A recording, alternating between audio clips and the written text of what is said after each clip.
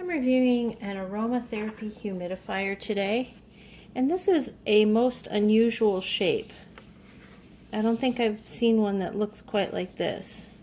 I'm not sure how to describe this shape other than it's kind of like an elongated dome, and then the outtake valve is off to the side. But very interesting, and this is a larger capacity one at 400 milliliters. 400 milliliters in cups is about 1.6 cups. So that's pretty big considering that a lot of aromatherapy humidifiers are only 100 milliliters. So as you see, it's got controls here, and the controls are these circles, and they're touch controls. So even though they're not raised buttons, that's what works the controls. So the first one here is a light. It's an LED indicator, so you tap it and it turns on, and you can change the colors by repeating the tapping, and then it'll cycle through till it's off. And then it has these little drops indicate that it will turn on the humidifier, and then this little clock is the timer. And so there's an on, which would be always on, a 1 hour, which it will turn off after 1 hour, 3 hour, turn off after 3 hour, and a 6 hour, and it will turn off after 6 hours. This unit could probably go, well, it most definitely will run over 6 hours. So I personally don't like to let my aromatherapy humidifiers run out of water.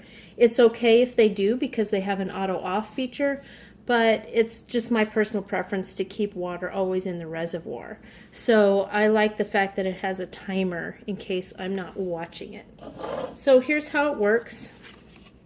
It has a, where did that go? Oh, there we go. That's where you plug in the cord. And let me just show you, it's a standard wall outlet.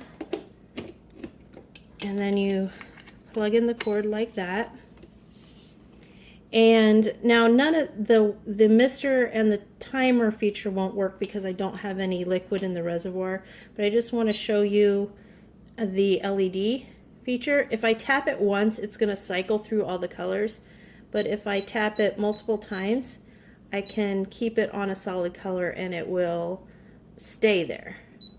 And then if you keep cycling through, as I mentioned before, it will eventually go off. There. Okay, so 2 beeps and it goes off. And now it's on again. So, oops, I accidentally turned it off. That's easy to accidentally touch the buttons. I also want to point out that you can use the humidifier without having the light on, and you can obviously have the light on without using the humidifier. Okay, so now I'm going to pour in the water.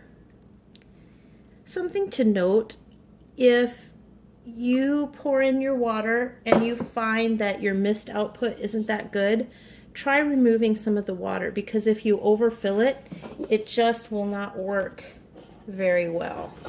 You want as much output as possible, so that's just something that I've observed. So I've got the light running. It's very subtle. In a dark room it stands out, but during the daytime it's just a very subtle effect. So I'm going to turn on the mister, and I'm going to, oops.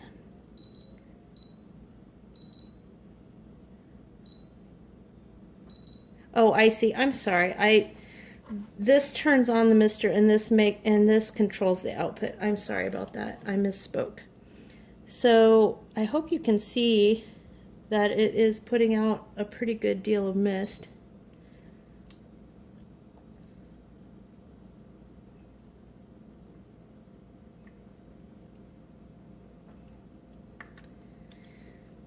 When you're adding your water, that's when you would add your aromatherapy oil. But yeah, that's a really good output of mist. I hope you can see that on the video. I think you can. It is a cool mist, so what that means is you can have your hand directly above it and it's not going to burn. No parts of the machine are going to get warm, so it's definitely safe around pets and small children.